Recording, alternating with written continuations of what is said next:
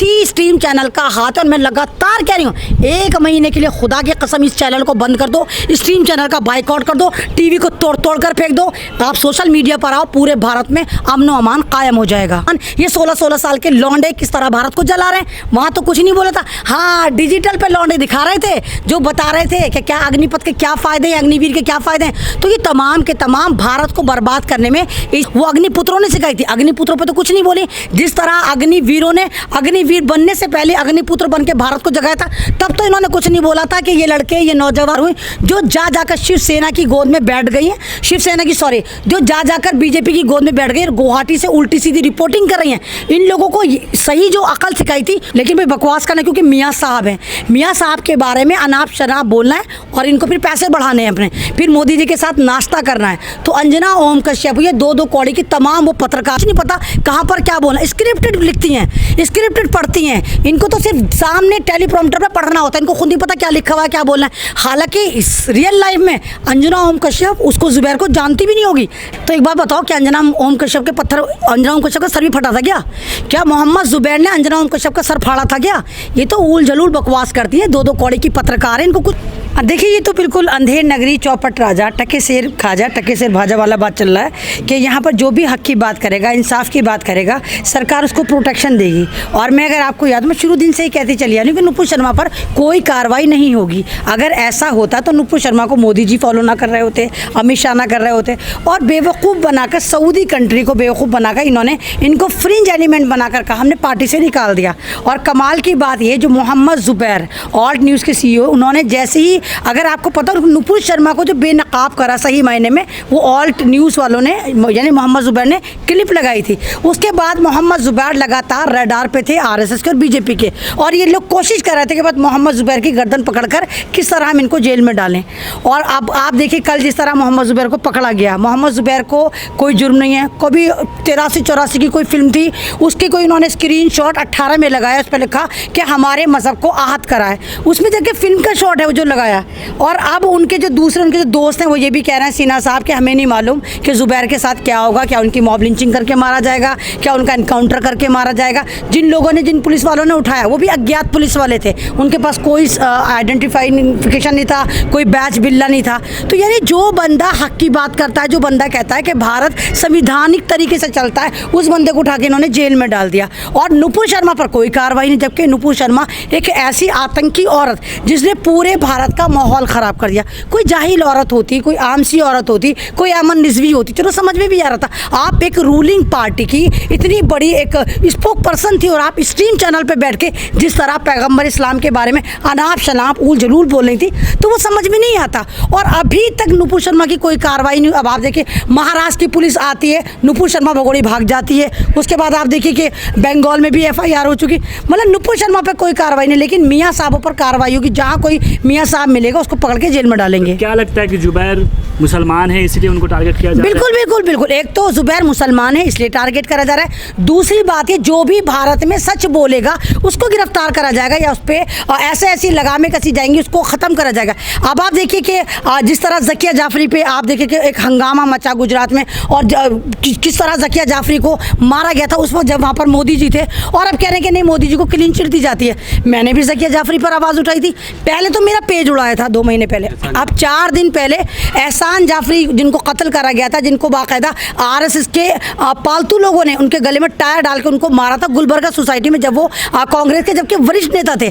जब मैंने ज़किया जाफरी पर आवाज़ उठाई तो मेरा अकाउंट ही सस्पेंड कर दिया व्हाट्सएप का, फेसबुक का। तो यानी किस कदर कार्रवाई हो रही, किस कदर ये लगामे कसे, किस कदर IT सेल मजबूत है, किस कदर IT सेल ये देख रहा है कि भारत में वो कौन सी आवाज़ें हैं जो मुर्दा कौम को, मुर्दा ज़मीर लोगों को या डरपोक लोगों को जगाने का काम कर रही हैं। तो ये ड्रामा चलता रहेगा, लेकिन फिर भी आपको अवेयर होना पड़ेगा, आपको आगे आना पड़ेगा। मोहम्मद जुबैर आप लोगों की वजह से जेल गया, और मोहम्मद जुबैर इसलिए भी जेल गया है कि मोहम्मद जुबैर एक उर्दू नाम था, एक मुसलमान था, मियाँ साहब था। लेकिन ये भी बहुत कमाल की बात है कि आज मोहम्मद जुबैर के लिए तमाम हिंदुस्तान में आवाज़ें उठ रही हैं। तमाम बड़े बड़े जो रिपोर्टर हैं, जर्नलिस्ट हैं, चैनल हैं, तमाम के तमाम मोहम्मद जुबैर की रिहाई के लिए डिमांड कर रहे हैं। आप कह रहे हैं कि मोहम्मद जुबैर को सच बोलने की सज़ा मिली है, वहीं आप भी एक एक्टिविस्ट है, तीस्ता सितलवार भी एक्टिविस्ट थी, वो भी सच दिखाया, दुनिया को बताया कि नरेंद्र मोदी एक कातिल है, उसको दिखाने की कोशिश की, आज उन्हें गिरफ्तार कर लिया गया। आपको डर नहीं लगता कि आपको गिरफ्तार कर ले? नहीं, डर लगता है, मुझे लगता है कि शायद ये दिन मेरा आखिरी हो, कल मैं जेल में हूँ, मुझे भी लगता है डर, लेकिन वो ये डर के आगे जीत है।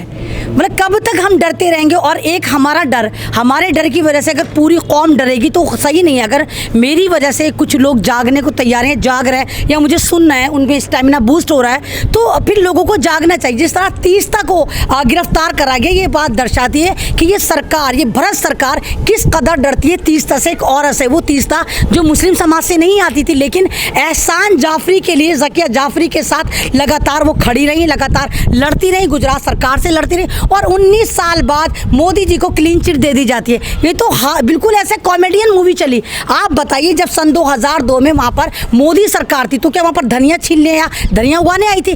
किसी भी स्टेट का चीफ मिनिस्टर जिम्मेदार होता है अगर लगातार 5-6 दिन तक वहाँ मुसलमानों का नरसंहार हो रहा था, मुसलमान मर रहे थे, प्रेग्नेंट औरतों की तलवारें काट काट के उनके बच्चे पेट में से निकाले जा रहे थे, लोगों को, मर्दों को जलाया जा रहा था। और एहसान जाफरी कोई एक आम आदमी नहीं थे, कांग्रेस के वरिष्ठ नेता थे, पूर्व सांसद भी थे और इस वक्त करंटली एमएलए थे।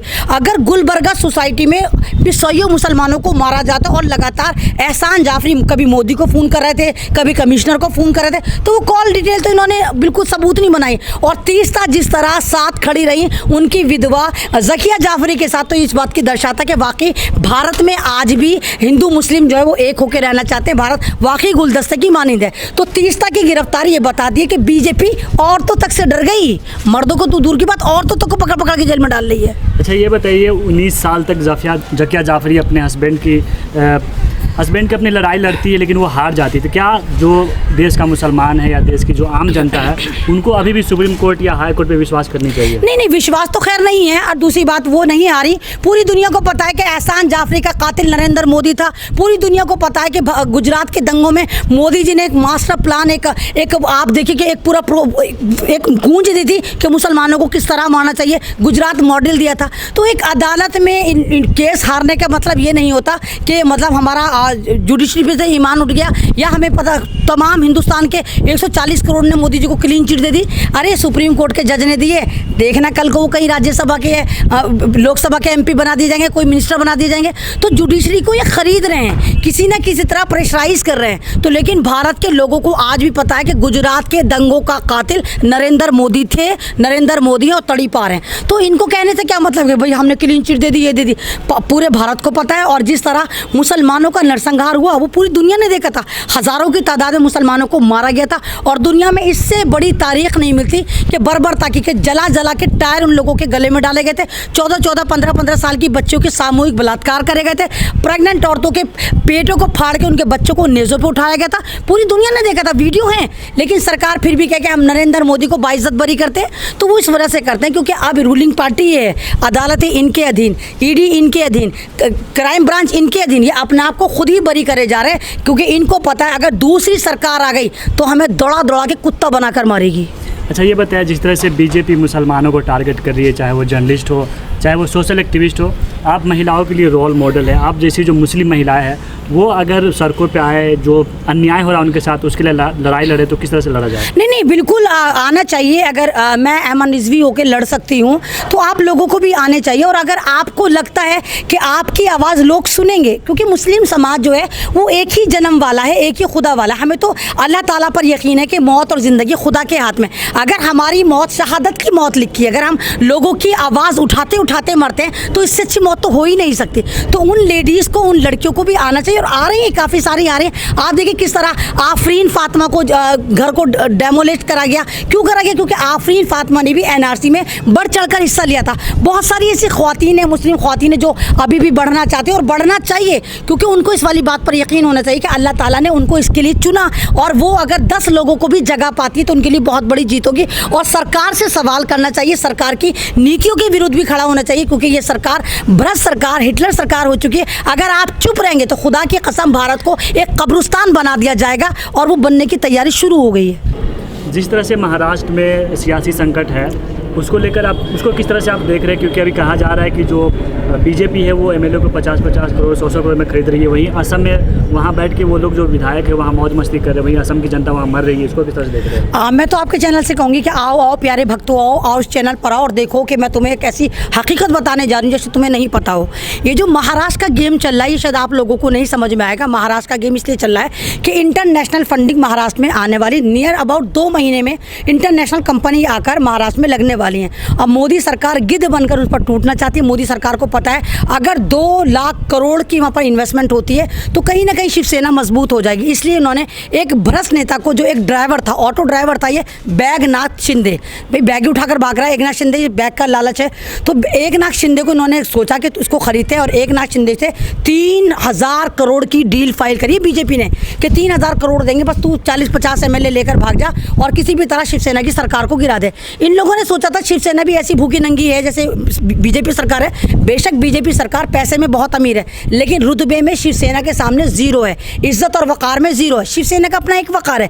शिवसेना के लिए लोग वहाँ पर जान देने को तैयार है, वहाँ के कार्यकर्ता जान देने को तैयार है। शिवसेना ने मेहनत करी, पार्टी तो बाद में बनी, इसलिए एकनाथ शिंदे को इन्होंने गुवाहाटी में शिफ्ट करवाया। गुवाहाटी में जहाँ लोग भूख से, प्यास से, बाढ़ से मर रहे हैं, लेकिन वहाँ पर ये अपने ज़िंदगी के बार बार वाले हनीमून बना रहे। पूरा होटल बुक कर दिया भाई, पूरा होटल के 200 कमरे यानी 196 जो कमरे हैं वो बुक हुए हैं। रोज़ाना लाखों का बिल बनना है। कौन इसके पीछे? और ये बीजेपी कह रहे नहीं हम तो नहीं है, हम तो नहीं है। चार्टर्ड प्लेन उड़ रहे हैं, हम तो नहीं है, हम तो नहीं है। इनको पता है कि किसी भी तरह ये एकनाथ शिंदे को तोड़ेंगे और जाहिर सी बात है औकात की बात होती है। शिवसेना को किसने कहा था कि इन ऑटो ड्राइवर को इतनी इज्जत दो? अरे भाई जो जहाँ का है उसको औकात में रखना चाहिए। जब आप जूते को सर पे रखेंगे तो फिर वो बचेगा। और ये एकनाथ शिंदे बैगनाथ शिंदे बन के शिवसेना को मारना चाहते हैं। शिवसेना ने तो उसे मुख्यमंत्री बनाने तक की बात की थी। नहीं तो करी थी ना, इज्जत देने के लिए तो करी थी। और ये बैगनाथ शिंदे कह रहे नहीं हम तो पता नहीं क्या कर, क्योंकि ये बिकने वाले लोग जितने भ्रष्ट हैं। और आपको शायद ये भी नहीं पता हो जितने एमएलए के साथ हैं ज़्यादातर पर 6 महीने पहले ईडी का नोटिस आ चुका था, उसके बावजूद भी ईडी ने कोई कार्रवाई नहीं की। और अब तो ईडी के लिए खुला ऑप्शन है, भैया जाते क्यों नहीं गुवाहाटी के होटल में जाओ, कार्रवाई करो, सारे एक साथ हैं, जाओ उन पर कार्रवाई किस पर होगी? संजय राउत पर कार्रवाई किस पर होगी? मुसलमानों पर कार्रवाई किस पर होगी? सोशल एक्टिविस्ट पर कार्रवाई कैसे होगी? आप जैसे लोगों पर कार्रवाई कैसे होगी? नवाब मलिक पर, जो आपको हकीकत बता रहे थे। तो ये तो बात पूरी दुनिया को पता चल गया, बीजेपी बेनकाब नंगी हो गई है। ऑपरेशन लोटस के नाम से जो ड्रामा कर रहे थे और कहते हैं चाणक्य हैं, पहली बार सुना है जो गद्दार उसको चाणक्य कह रहे हैं। यानी आप किसी का घर बर्बाद करके चाणक्य कहला रहे हैं, आप किसी की सरकार गिरा के चाणक्य कहला रहे हैं। तो ये तो अपने लिए खुद ही ठग लेते हैं, अपने लिए खुद ही गढ़ लेते हैं टैग। तो लेकिन महाराष्ट्र की सरकार गिराना मुमकिन ही नहीं, नामुमकिन है। वहाँ पर उद्धव ठाकरे ऐसे होने ही नहीं देंगे, वहाँ की जनता ऐसे होने ही नहीं देगी। और जिस तरह अगर ये चाह रहे हैं कि हम पूरी शिवसेना पर होल्ड कर लें, अगर आपको पता हो महाराष्ट्र, बॉम्बे जो है वो हिंदुस्तान की सबसे अमीर स्टेट है जहाँ पर सबसे ज़्यादा फाइनेंस पाया जाता है। तो बीजेपी की वहाँ पर नज़र है। बीजेपी के पास खुद 35 लाख करोड़ है, लेकिन किसी ने पूछा, ईडी ने पूछा, सीडी ने पूछा, क्राइम ब्रांच ने पूछा, आप लोगों ने पूछा भाई तुम्हारे पास इतने पैसे कहाँ से आए? कहाँ डकैतियाँ डाली थी, कहाँ से आए? आपको डकैती डाली, हमारी डकैती डाली, अंबानी अदानी को फ्री में चीज़ें दी। तो आपको क्या लगता है कि अंबानी को, अदानी को जिन्होंने ये प्रोजेक्ट दिए तो फ्री में दिए? बिल्कुल भी नहीं जनाब, डीलिंग करी। अगर 1 लाख करोड़ का अंबानी को या अदानी को कोई प्रोजेक्ट दिया जाता है उसमें से 25-30 करोड़ बीजेपी के खाते में जाता है। तो ये दलाली पे चला है सब कुछ। तो लेकिन महाराष्ट्र की सरकार से इनका पंगा भारी पड़ गया। 2 साल पहले भी इन्होंने मुँह की खाई थी और अब भी मुँह की खाएंगे।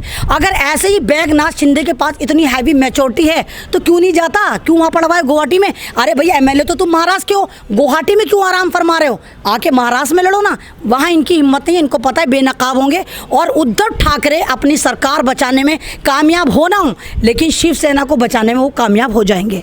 चलिए आपसे आखिरी सवाल, अंजना ओम कश्यप ने जुबैर को पत्थरबाज कहा है, तो एक बात बताओ कि अंजना ओम कश्यप का सर भी फटा था क्या मोहम्मद जुबैर ने अंजना ओम कश्यप का सर फाड़ा था क्या? ये तो ऊल जलूल बकवास करती है, 2-2 कौड़े की पत्रकार है, इनको कुछ नहीं पता कहाँ पर क्या बोलना। स्क्रिप्टेड लिखती हैं, स्क्रिप्टेड पढ़ती हैं, इनको तो सिर्फ सामने टेलीप्रॉम्प्टर पे पढ़ना होता है, इनको खुद नहीं पता क्या लिखा हुआ है, क्या बोलना है। हालांकि इस रियल लाइफ में अंजना ओम कश्यप उसको जुबैर को जानती भी नहीं होगी, लेकिन भाई बकवास करना, क्योंकि मियाँ साहब हैं, मियाँ साहब के बारे में अनाप शनाप बोलना है और इनको फिर पैसे बढ़ाने हैं अपने, फिर मोदी जी के साथ नाश्ता करना है। तो अंजना ओम कश्यप ये 2-2 कौड़ी की तमाम वो पत्रकार हुए जो जा जाकर शिवसेना की गोद में बैठ गई हैं, जो जा जाकर बीजेपी की गोद में बैठ गई, गुवाहाटी से उल्टी सीधी रिपोर्टिंग कर रही हैं।